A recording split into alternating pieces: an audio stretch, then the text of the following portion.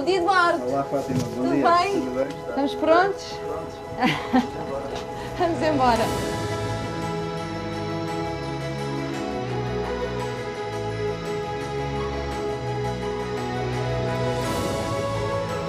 Estou num barco-táxi a caminho da Ilha da Colatra, a ilha que continua a atrair jovens empreendedores. Aqui as gerações mais velhas encarregam-se de passar toda a sua experiência e as gerações mais novas acrescentam-lhe conhecimento e acrescentam também uma capacidade de profissionalizar a arte da pesca dos bivalves. Vamos conhecer esta ilha e perceber porque é que aqui os jovens continuam a encontrar um grande ponto de atração para começar as suas carreiras profissionais.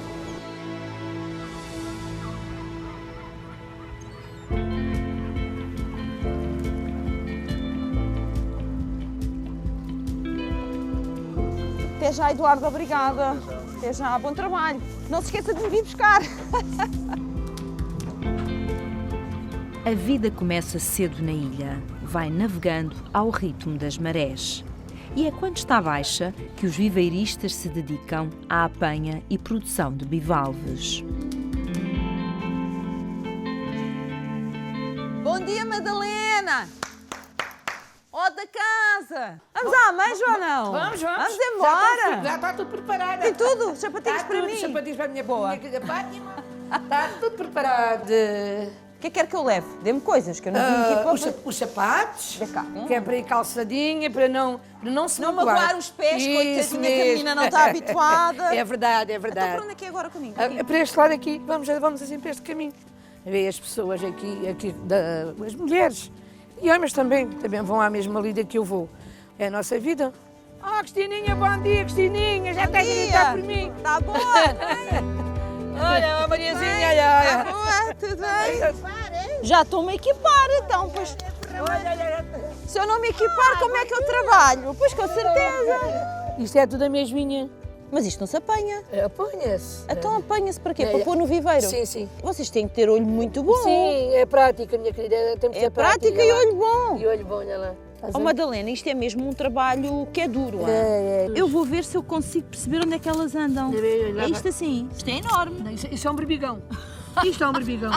Vês? Oh, Madalena, então é assim, por aquilo que eu estou a perceber, apanha-se aqui As ameijas. pequeninas, Sim, portanto, vamos sim. dizer, é como se fossem a semente, não é? Exato. Depois leva-se para o viveiro e são lá que elas são criadas. Exato. Mas eu já percebi porque é que esta arte, vamos dizer assim, é puxada, porque olha as suas costas, quantas horas é que está assim? Às vezes a Helena cava 2, 3 horas. 2, 3 horas. Eu digo assim, o domingo é para descansar. A apanha da amêijoa é vista pelas novas gerações como uma atividade muito árdua e, por isso, não é seguida pela maioria dos filhos destes pescadores. Mas é aqui que entra uma nova visão para não se perder a identidade da comunidade pescatória da ilha e a sustentabilidade da produção de bivalves. Seguimos a nossa caminhada para o outro lado da Colatra, onde é possível, na baixa mar, observar as extensas estruturas de viveiros de ostras. São domínio de jovens que encontram nesta atividade uma oportunidade para mudar e, segundo eles, para melhor. Miguel, como é que tu vieste parar esta área? Porque, segundo sei, a tua família já estava ligada à produção dos bivalves. Desde miúdo que sempre cresci dentro dos viveiros e ajudei o meu pai. Era uma criança, o meu irmão mais velho ajudou o meu pai a fazer muitos dos viveiros que ele tem. Mas a partir dos 13 anos, de verão, ia sempre trabalhar para ganhar o meu próprio dinheiro. Gostava de ter as minhas coisas. E quando tu chegaste à idade de escolher o que querias fazer, esta foi logo uma opção ou não? Não. Não. Eu na escola nunca gostei de estudar. Sempre passei todos os anos e até não era mau aluno. Mas dizia a brincar, eu vou para o mar quando for grande. Mas era a brincar, porque na verdade sentia o mesmo que muitos jovens sentem, que isto não era um trabalho para mim. Achavas que não era vida para ti? Não era vida para mim. Então explica-me uma coisa, é possível qualquer jovem que tenha esta paixão pelo mar, que tenha paixão pela água, vamos dizer assim, aprender e pôr em prática? Claro. Isto não é nada do outro mundo. Isto é mesmo... Só tem que ter força de vontade e força física. Eu sei que tu és das pessoas com melhores resultados, ou seja, tu és realmente um produtor muito capaz. É um negócio rentável? Para mim é um negócio rentável. Atingi os meus objetivos no primeiro ano. Parabéns. Nos 2 primeiros anos. Olha, e uma curiosidade, quando tu conheces alguém novo e te pergunta, então o que é que tu fazes, qual é a tua profissão? Tu dizes que és o quê? digo que sou aquacultor. E digo não há que sou pessoas que ficam produtor. assim? Sim, ficam. O quê? Mas isso não é uma coisa dos antigos. Como é que tu Alguns nem sabem o que significa aquacultor. E depois explico. E como as ostras também estão a ganhar algum nome em Portugal, E alguma fama, alguma fama, acham logo piada. Especialmente o pessoal do surf, estrangeiros, o pessoal da Austrália. Se calhar aquelas mentes mais aqui da cidade, as pessoas mais velhas às vezes dizem has de arranjar uma coisa melhor. E eu fico, melhor?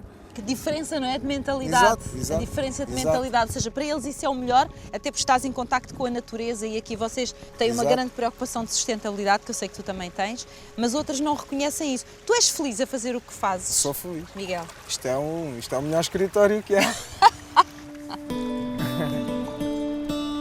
Não posso esconder que fiquei entusiasmada e surpreendida com esta nova geração de produtores de ostras na culatra. Encorajada por quem acredita que a paixão pelo mar e pela pesca tem futuro nas mãos do talento jovem, com uma forte consciência ambiental. Nuno Leonardo foi-me apresentado como o impulsionador desta incubadora a céu aberto de empreendedores na arte da ostreicultura. Ele que veio parar à ilha à procura de ostras de qualidade para exportação. Inicialmente começa com um projeto de criar volume, eu como produtor, e então comecei aqui, junto de jovens e de outros mais velhos, a criar aqui um grupo de trabalho onde prestei, entre aspas, consultoria, não é? Para que conseguíssemos todos fazer o mesmo produto e chegar ao mesmo objetivo. E pronto, Mas e agora segundo sei, isto hoje funciona de uma forma muito profissional, ou seja, Sim, o sim. Nuno consegue atrair gente jovem, prepará-la, formá-la e no fundo terem o seu próprio negócio rentável. Exatamente. São pessoas que têm concessões, que as suas famílias têm concessões e que estavam desaproveitadas ou que os pais queriam que os filhos pudessem agarrar nesses espaços. E pronto, e a nossa empresa presta essa ajuda de consultoria, de início, como é que vamos montar as coisas, como é que vamos fazer, como é que vamos atingir e depois dá garantias de escoamento e também dá algum apoio financeiro quando é preciso. Mas qual é para si a grande mais-valia deste trabalho? O que é que estas pessoas podem tirar, além da parte económica, o que é que podem tirar deste trabalho? O que é para si a grande mais-valia? A grande mais-valia, penso que é nós nos posicionarmos como também produtores de ostras a nível europeu. A nossa localização é muito melhor que a dos franceses, por exemplo, porque temos mais recrutamento primário de fitoplâncton e todas essas coisas, que é o alimento delas. Uma atividade que consegue ser amiga do ambiente, Exatamente. porque ela é Eu feita até de chamo forma... produção de ostra responsável, que é isto que está aqui. Tem a ver com densidades, tem a ver com o cuidado do espaço. Fantástico. E esse conjunto de cuidados vamos obter o resultado final, que é o que a gente quer, que é a ostra especial. Nós abrimos os sacos e temos que depois escolher por tamanhos. Vocês têm quantas horas para fazer isto? Porque vocês estão dependentes das marés, Exatamente. não é? Quantas horas? Aqui é uma zona interdital e nós só temos aqui 3, 4 horas para poder É uma trabalhar. janela de tempo, não é? Exatamente. Ok. E então o processo aqui chama-se engorda. Nós aqui, como temos muito alimento e temos muito sol, nós conseguimos ter resultados aqui Eles muito aqui são melhores mais do que no felizes, resto. crescem mais É isso depressa. mesmo. Vira-se ao contrário, corta-se o músculo e pum. Que tal? Desta é a parte, são muito boas. Nesta é a parte do trabalho, está bem feito. Quem os produziu sabe da coisa.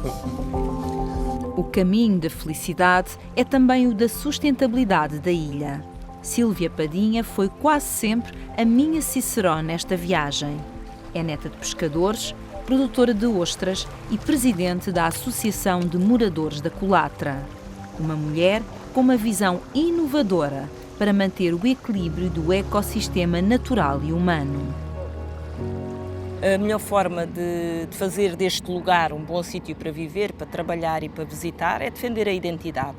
E a identidade está aqui presente, esta é uma essência pescatória. Portanto, a preocupação foi com o evoluir do tempo, como é que os jovens iriam lidar com estas profissões. lidar e adaptar a esta realidade. Portanto, era necessário também incentivá-los, motivá-los e sensibilizá-los para a necessidade desta continuidade deste trabalho. Mas como é que se cativam os jovens? Porque hoje, quando eu falo com jovens aqui da Ilha da Culatra, ninguém me retrata como um trabalho duro, toda a gente me retrata como um trabalho muito gratificante, a vários níveis, e um dos aspectos mais importantes é que são felizes a fazer o que fazem. Como é que se cativa? Pois, para já com o exemplo, não é? Porque nós, ao darmos o exemplo de que esta é uma atividade, que era a pesca, que estamos cá para apoiar, criar condições de trabalho e que é uma atividade rentável e que são jovens que o fazem isso. Eu trouxe para este projeto, para além dos que vivem na culatra e que queremos dar a continuidade, que são as famílias, jovens que têm este amor pela Ria Formosa e este cuidado pela Ria Formosa e pelo ecossistema, mesmo jovens que vêm de fora e que foram um sucesso nesta atividade, que é o caso do Nuno Leonardo. Portanto, ele é um bom exemplo de como esta pode ser uma atividade com dignidade. E depois também com a Universidade do Algarve conseguimos juntar conhecimento, juntar o conhecimento, que o conhecimento é importantíssimo para qualquer coisa que faça. E conhecimento científico, está cientificamente provado. Como é que podemos fazer de forma correta e ainda trazer alguma rentabilidade e ir de encontro ao objetivo que era o inicial, que é a defesa da identidade desta comunidade, não é? Portanto, eu costumo dizer que o meu lema é preservar o passado, não deixar que se perca a tradição, mas trazer também com olhos postos no futuro, defender o futuro. E se o futuro está nos jovens e os jovens querem desenvolver outra atividade, querem inovar, então vamos dar-lhe essas ferramentas. Vocês têm um outro desafio que é a transição energética. O que é isso, este desafio? Que é grande, por sinal. A qualidade da água da ria é tão importante para nós que somos produtores, é quase tão importante como a qualidade da água que bebemos. É preciso mantê-la, este ecossistema ativo, renovar-se, mas com qualidade. E então avançamos para um projeto que é um projeto grandioso, em parceria com a Universidade do Algarve, como eu dizia há pouco, traz-nos aqui este conhecimento. Portanto, a transição é trabalhar com a energia do sol, através de painéis solares que vamos substituir as casas que têm os telhados de amianto e por telha fotovoltaica ou painéis solares para também poder trazer energia para a câmara frigorífica. Portanto, cativar cada vez mais pescadores a trabalhar e sensibilizados com o meio onde estão inseridos e uma embarcação que é esta, que nós queremos dar um exemplo daquilo que gostaríamos de ver na Ria Formosa no futuro. A embarcação com painéis solares, que ela aproveita o sol e navega e não polui a ria. Portanto, é viver em harmonia com o meio e este é o próximo passo. À medida que a minha visita se aproxima do fim, sinto um enorme orgulho nestas pessoas, pela forma como se reinventaram, mantendo intacto o amor pela sua ilha e pelo seu trabalho. Foram as histórias de sacrifício que os trouxeram até aqui, como nos conta o nosso pescador, Rui Conceição, lançando a rede às memórias.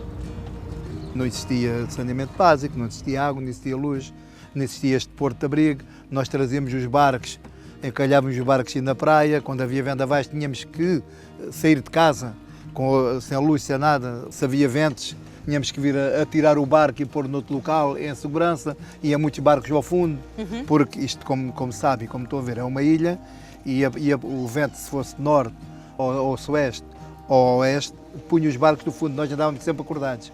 Quase que não dormíamos com a situação dos barcos. Meu Deus! Em termos de saúde, vocês também, por exemplo, se alguém precisasse de ser socorrido, na altura não havia o barco, a ambulância que vocês têm agora também? Em termos de saúde era igual. Eu vou dar o meu exemplo. A minha mãe e a senhora minha mãe, quando eu estava para nascer, ela teve que ir para Olhão. E naquela altura havia uns barquinhos já com motor a gás óleo, que para chegar a Olhão levava aí quase 2 horas. Ui, dava para nascer a criança? E o bebê, nasci no meio do mar.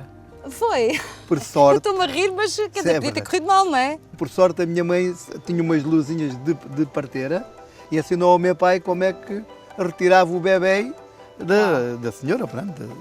Impossível o Rui não ter esta ligação, quer dizer, enfim, à zona, à sua ilha, etc. Ainda por cima nasce no meio do mar, não é? Por isso eu digo que o meu sangue corre areia. É este sangue que faz a força da comunidade, cruzando gerações nas águas e no areal. Aqui percebe-se bem como não é preciso desprender da alma a tradição para viver a vida próspera com que sonhamos.